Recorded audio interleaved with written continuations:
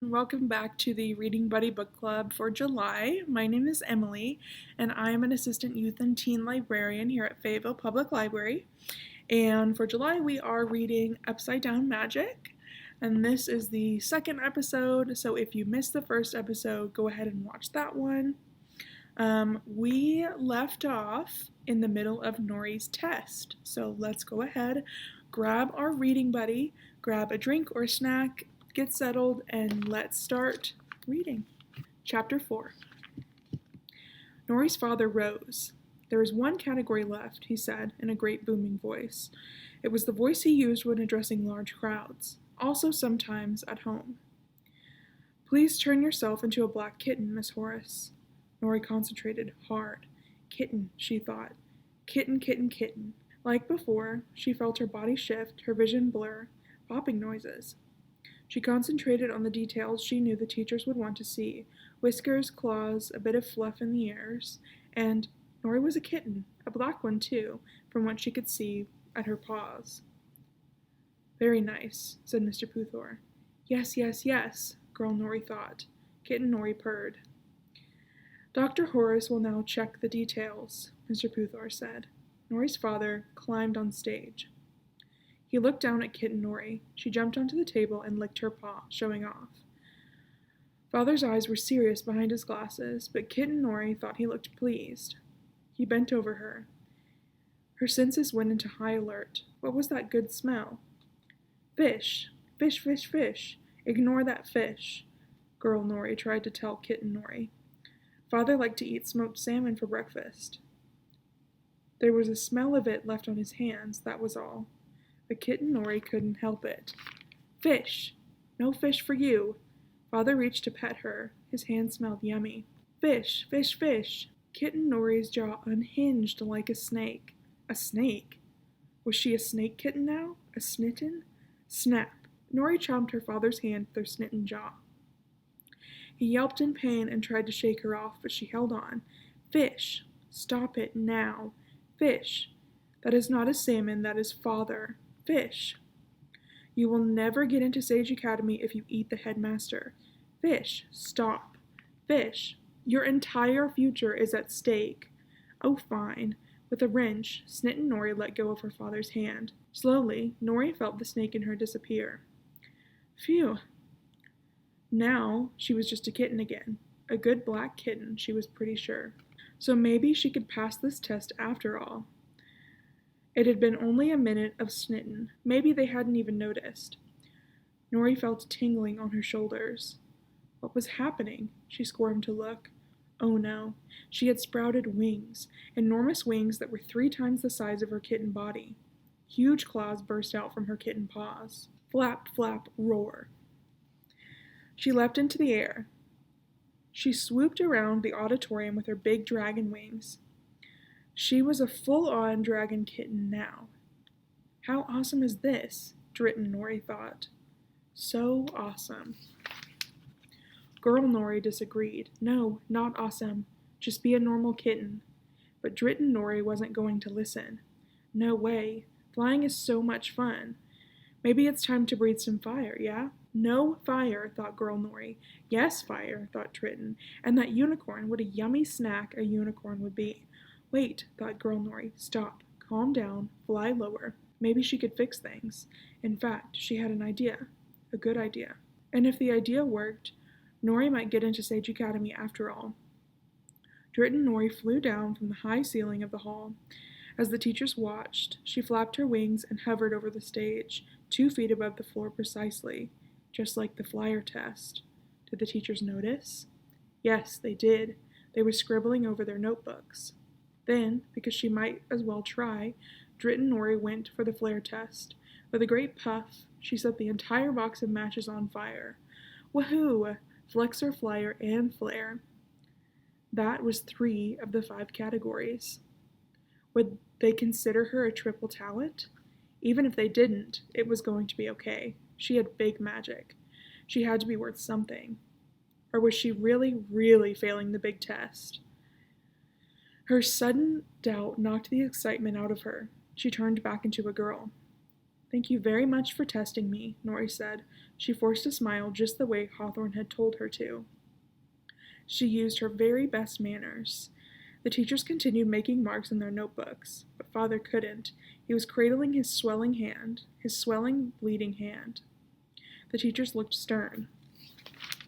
Finally, they stopped writing and put their heads together. They whispered fiercely. Nori went cold. Mr. Poothor looked up. Miss Horace, I'm sorry. We can't have such a wonky magic here at Sage Academy. No matter how big your power is, and no matter who your family is. But your magic is damaged somehow. Nori looked at her father. Her father looked at her. Agreed, he said grimly. Elinor Boxwood Horace, your admission is denied. Chapter 5. That evening, Father and Hawthorne picked at their dinner. Dahlia ate only half a turnip. Nori couldn't even manage that. Her throat was clogged with held-back tears. No one talked about what had happened. No one spoke at all. As soon as he finished his food, Father turned invisible and went into his still invisible office. He didn't come out for the rest of the night. Hawthorne let Nori stay up late in front of the television. He made her toasted marshmallows. Dahlia coaxed a rabbit to cuddle in Nori's lap. Still, they didn't talk about what happened. Not that night, nor any of the days or nights afterward. Nori wasn't sure what happened to kids who didn't get into any schools. Nobody would tell her. The one time she asked Hawthorne, he said not to worry about it now. Lots of kids went to public schools, but Father didn't like them. He would hire a governess, maybe, to teach her at home. Summer stretched towards fall. Nori played with her friends from Woodydale Ordinary School. She heard them talk about the schools they'd gotten into. She admired their new talents without ever showing hers. She read books. She watched movies. She kicked a soccer ball around the yard. She remained scared to ask Father what would happen when the school year started, so she never did. One cool August evening, Father's phone beeped during dinner. He checked it and pushed back his chair. She's on her way, he said to Hawthorne. You'll take care of everything? Hawthorne hesitated. Then he dropped his gaze. I will, he said. Father strode from the room, going invisible as he did so. Who's on her way? Nori asked. What will you take care of? Hawthorne lit his paper napkin on fire and put it out again. Dahlia offered a spoonful of jam to a ferret at her feet. What's going on? What's going on? Nori persisted. I'm here, called a vibrant voice from outside. Through the open kitchen window flew a sturdy-looking white woman. She wore jeans and sneakers. Her short hair was sticking up every which way. She swerved neatly into the dining room and lowered herself gently onto the floor. Nori's mouth fell open. It was Aunt Margot. She hadn't been to visit since Nori's mother had died 6 years ago. Margot hugged Hawthorne and Dahlia, saving Nori for last. Oh, my little Nori, you've grown so big. I have? And I hear you're quite a talent. Have you got your stuff?